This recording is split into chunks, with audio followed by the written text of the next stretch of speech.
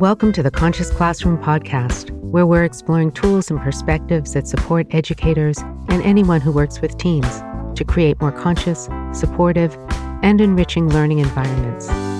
I'm your host, Amy Edelstein, and I'll be sharing transformative insights and easy-to-implement classroom supports that are all drawn from mindful awareness and systems thinking. The themes we'll discuss are designed to improve your own joy and fulfillment in your work and increase your impact on the world we share. Let's get on with this next episode.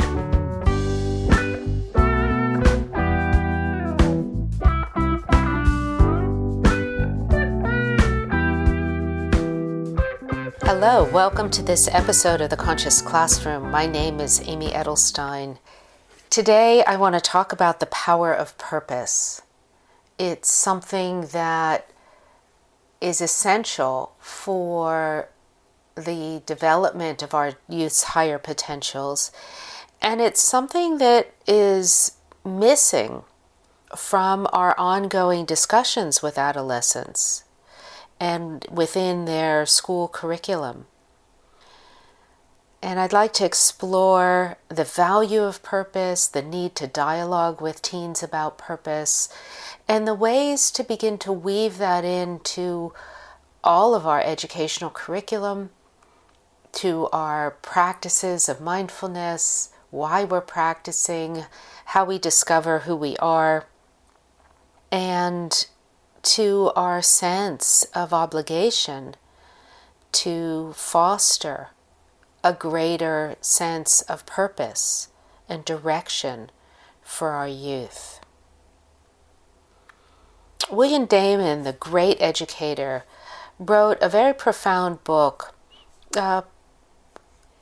10-12 years ago called The Path to Purpose, helping our children find their calling in life. And in that, he really explored deeply why asking the big questions of life is so important. The Inner Strength curriculum was really founded on that. It was developed to foster students' higher potentials by encouraging them to explore their role in the world, their place in the world, their place in evolutionary history, and to connect them with that sense that meaning, purpose, is not only possible in their lives, but is the driving force that is going to help them realize the goals that they aspire to attain, bring them happiness, and bring them a real sense of fulfillment that nobody can take away from them. Youth is a time of discovery. What we're seeing in the adolescent brain is that activation of individual passion, of particular individual loves and curiosities, hobbies and goals. And you can see in young people when they connect with something, they're all in. Whether it's a science fiction world and all the characters and languages, or a video game and all the levels, or a sports league and all of the players, or dance or service or religion and philosophy. Youth camps that are built on purpose, whether it's a church group or a synagogue group or any other kind of faith-based organization, attracts youth who really care about what they're doing in life. Youth is a time of idealism also. It's a time where the brain is designed to test limits, to take risks. And risks don't have to be drugs or promiscuous sex or driving fast. Those risks are challenges. They're experimentation. There's that sense of development. There's that sense of wanting to have an audacious goal. Many of the great social movements were incubated among adolescents because they had the passion and drive and vision and sense of no limitation where they wanted to change the world, whether it was the environmental movement, different eras of the civil rights movement, different times for political reform. You see that sense of, I want to break through these limits. I want to make the world into one that I can see in my mind's eye. I want to reach for that. And that sense of idealism and passion and willingness to take risks for a purpose is something to foster. Because purpose brings meaning, and it brings also resilience. What's fascinating is when an adolescent becomes connected to their purpose, they're willing to stay steady for long-term goals. They expect challenges. Challenges are just part of the path. They're part of getting to something big. And rather than that sense of, oh, I found a problem, it's a roadblock, I'm going to give up and do something easier, when there's that direct connection with purpose or the desire to clarify their purpose, then struggle is simply part of it. And that struggle builds character, it builds resilience, it builds confidence. It's the sense that I can make it through something. Mindfulness brings its own sense of ability, self-confidence, because students learn how to sit through difficult states of mind, how to sit through restlessness or agitation. They learn how to cultivate patience, equanimity, self-care, distance from their mind, choice over their actions. And those goals are not just small self-improvement goals. When seen in the context of higher purpose, what those goals are our own personal character development for the sake of becoming weighty and impactful adults in the world. We need those skills to achieve our personal and professional goals, to be steady, to be good parents, to be good leaders. And the confidence that students get, that adolescents get when they start working with a more serious focus on their different mindfulness practices, helps them explore who they are, why they care about what they care about, and how to cultivate the character strength to realize those goals. Contemplative practices and the exploration of awareness and our emotional states is all part of the toolkit that teens need to start working with in order to be able to become the fulfilled and constantly developing individuals that will bring them great love, great sense of connectedness, great sense of meaning, and love for the life that they're in. We see so much in our young people today, and particularly post-pandemic, of a sense of fatigue, a sense of disengagement. That's very unnatural for the teen brain. The teen brain is filled with passion. It's filled with curiosity.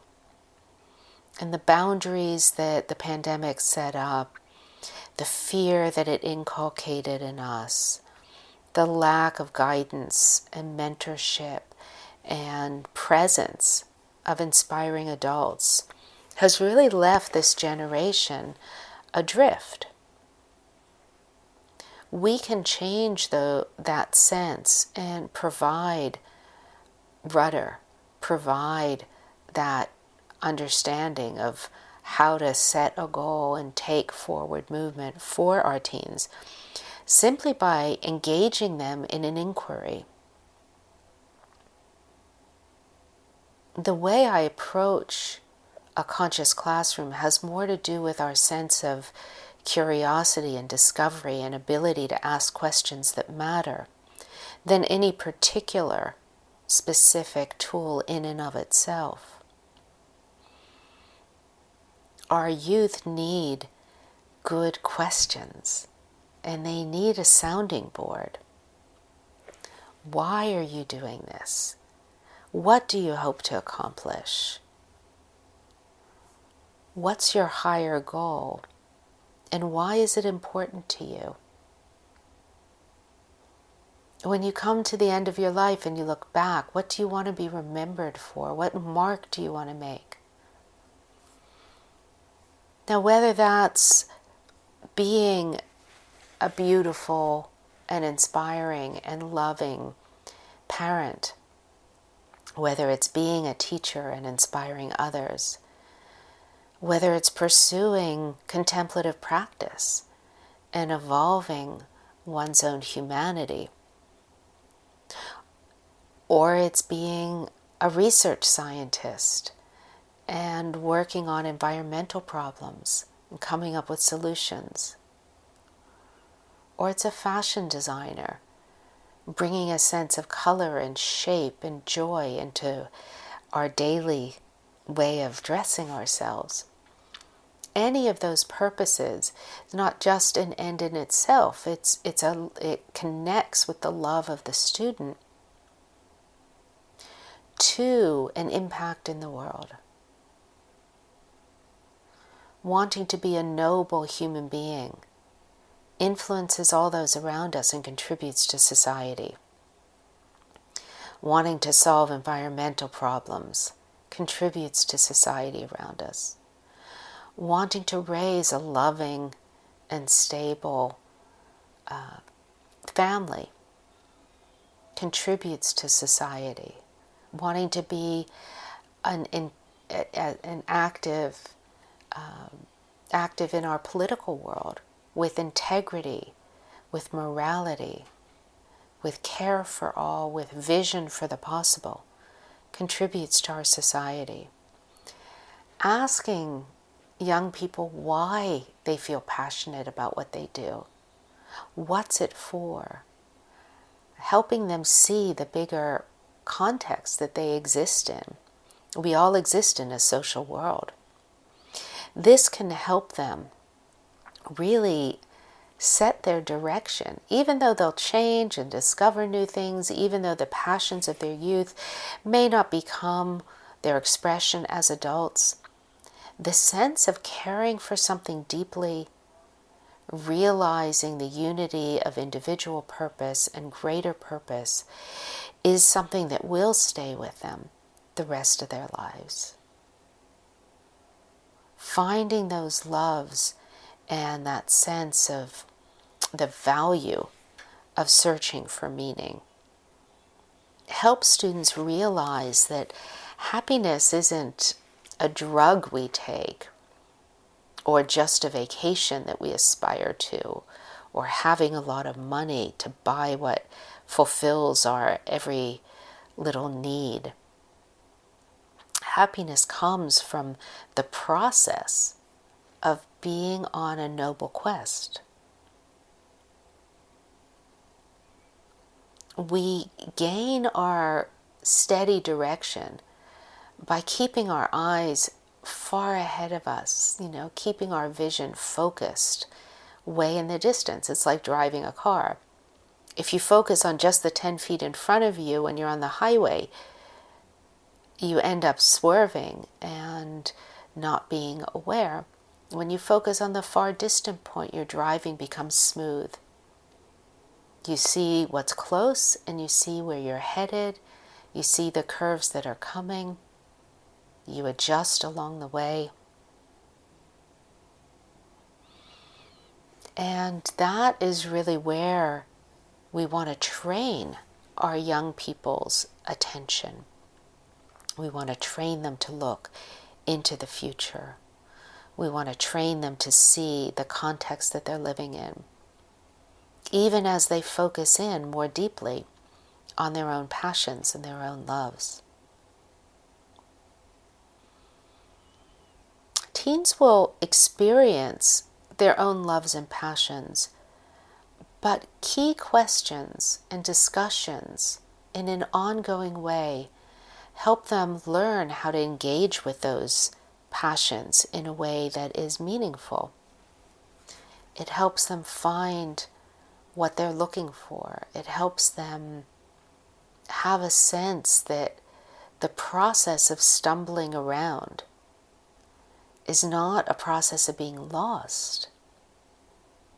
If we have intimations of this larger goal, the process of stumbling around is essential for experimentation, innovation, discovery, evolution.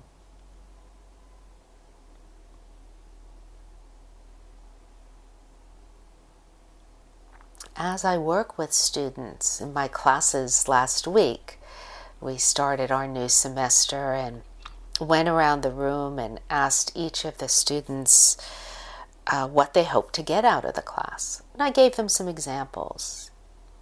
Are you looking for a way to better manage tension, stress, anger, fear, a way to be more calm or focused or happy? A way to explore the nature of human consciousness, a way to find out what you're really feeling, a way to understand how better to communicate because you learn how to read the signs and symbols. And in the class of 28 students, there were only a couple repeats. Everybody had their own interest. I wanted to meet my students. I told them I wanted to tailor our next 12 lessons to what their interests were. And so they felt heard and they felt buy-in. I also wanted them to see that we can use the same steps and answer very different questions as we go through the 12 lessons. They learn their 7 evidence-based mindfulness tools, and they learn about brain science, and they learn about culture shifts and how that impacts them. They're going to see how their individual questions are related to the world around us and making the world a better place. Not everyone is going to be an activist or a volunteer or a caregiver. Of course, charitable purposes are really character building for youth. It helps them connect with the world around them. It's good for their own development. But not everyone is going to be pulled in that direction. What we can do as adults, as mentors, as teachers, as parents, is to show them that our individual pursuits have an impact and can have a positive impact on the world around us. Discovering who we are and learning about the nature of human consciousness can make us more creative and giving and wise and sensitive and empathetic individuals, which impacts the world, everyone we come in touch with. Learning how to be a better friend, learning about communication, creates stronger friendships. Stronger friendships create happier classrooms, create better school environments, create places that we want to be part of. Makes us feel like we belong, that we want to belong.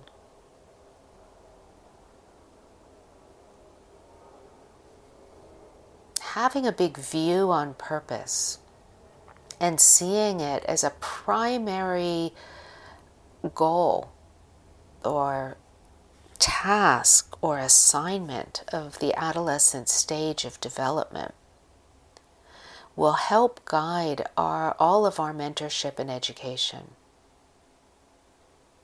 It'll help us connect the subjects we teach, whether it's contemplative practice or algebra or history, to an adolescent's experience of being in the world, to their natural passion to innovate and to explore beyond the edges.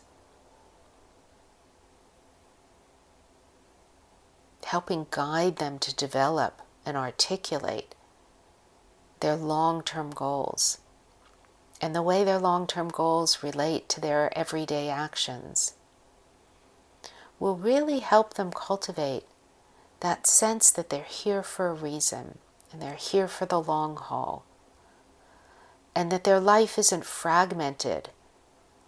Their life isn't just a bunch of check boxes that they're ticking off for their college applications, which will get them to their career, which will get them to their marriage, which will get them to their midlife stability.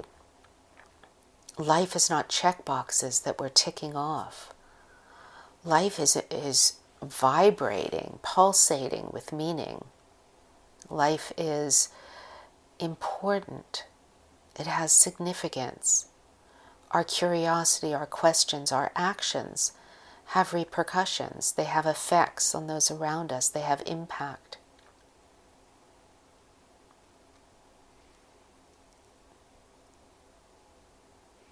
As educators, in this time where there's so much fragmentation, where there's so many discouragements, where the role models in media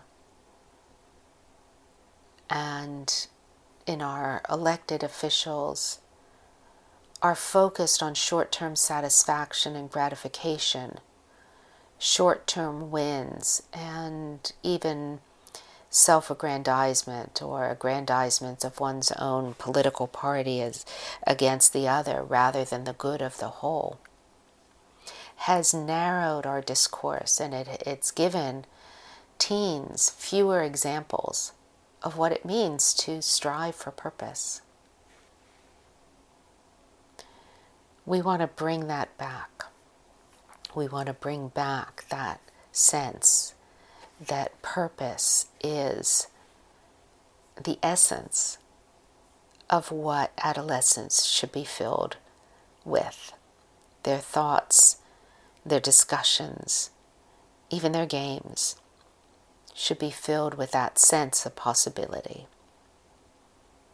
All the way back to Aristotle, purpose was seen as the guiding element of a healthy teen's life. And he said that youth, and I quote, are hopeful. Their lives are filled with expectation. They are high-minded. They choose to do what is noble rather than what is expedient. Part of the adolescent period of development is to develop that love for what is noble, what has impact, what can change the world. And change the world may mean in large scale, or it may mean by cultivating beautiful music, by developing an expression in art, by being a caretaker for a grandparent. We give to the world in so many ways.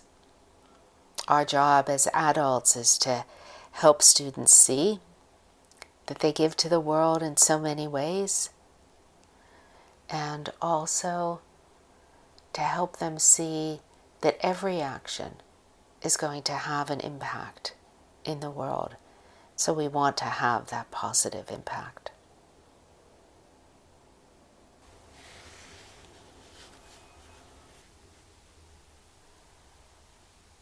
Let's add to our reflection on purpose a contemplative exercise. And you can do this with me, and you can do this with the teens you teach or mentor or parent. So come into an alert and still posture.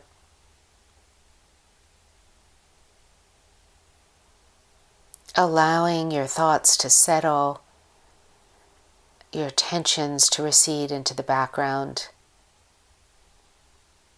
your to-do list to fade for the moment.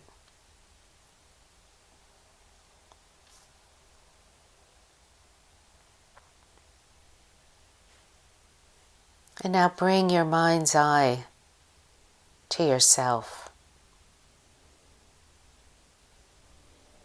Take a deep breath in and a slightly longer exhalation. And another deep breath in and a slightly longer exhalation.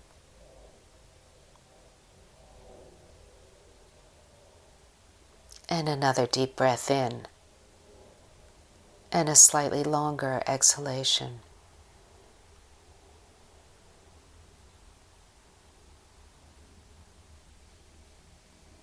Allow yourself to settle, seeing yourself from the outside.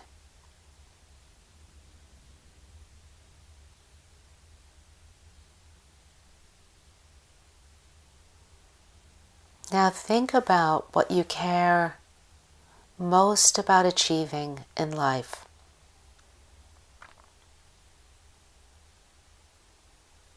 Do you want to be a wise person? Do you want to be a truthful person? Do you want to be a caring person? Do you want to be an innovative person?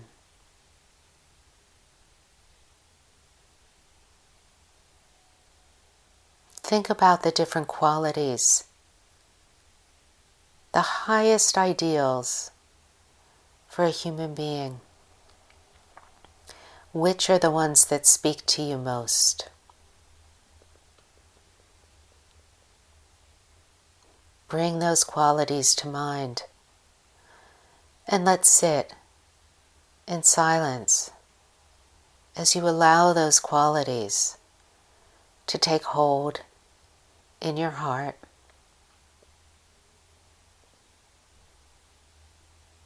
Establishing a base there, laying down roots.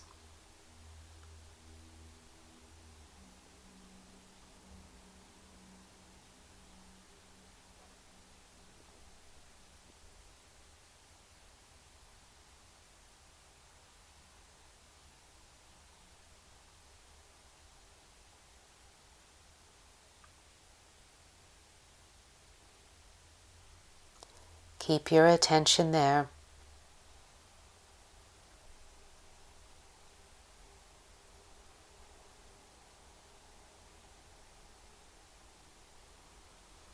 Now imagine that those qualities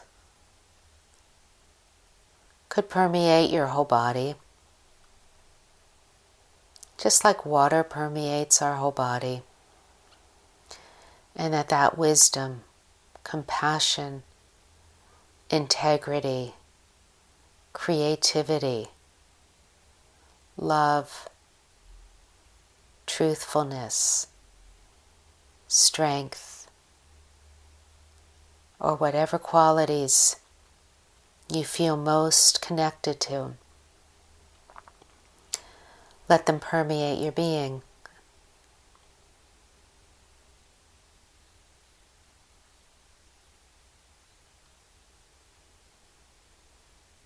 Now allow your contemplation to turn to why those qualities are important.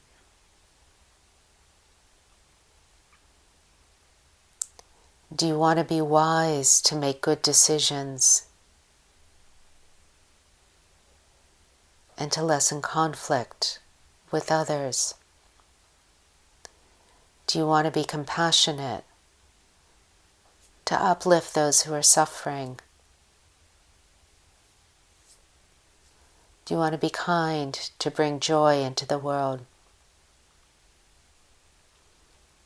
Do you want to be creative to bring happiness or problem solving? Think about the qualities you identified.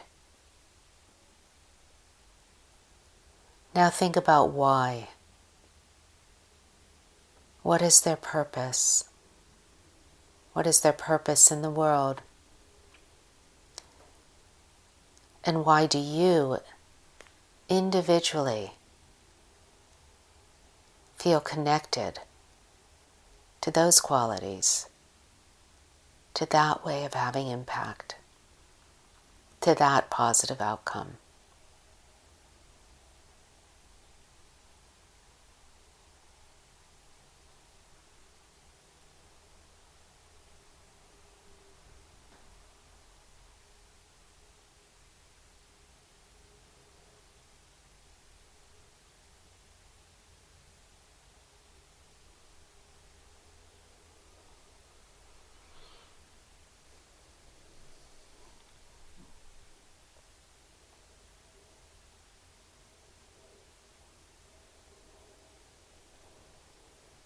Now picture yourself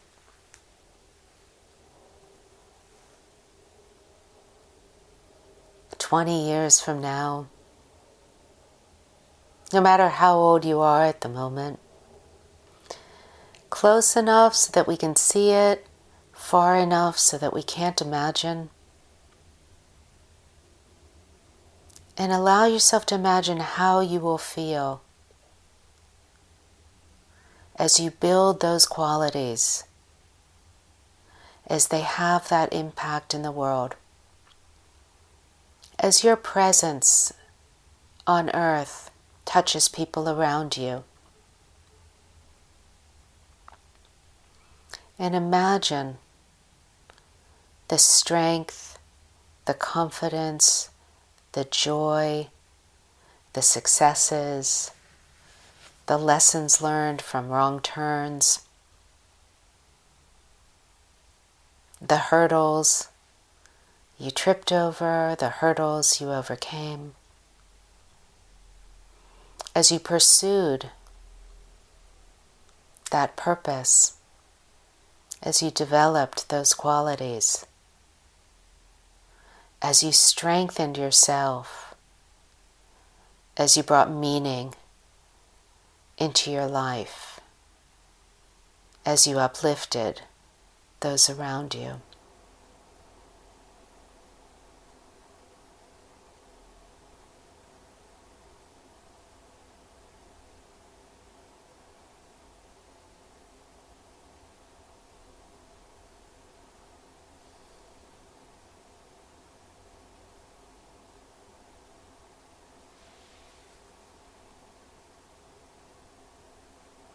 And now we can begin to bring that contemplation to a close.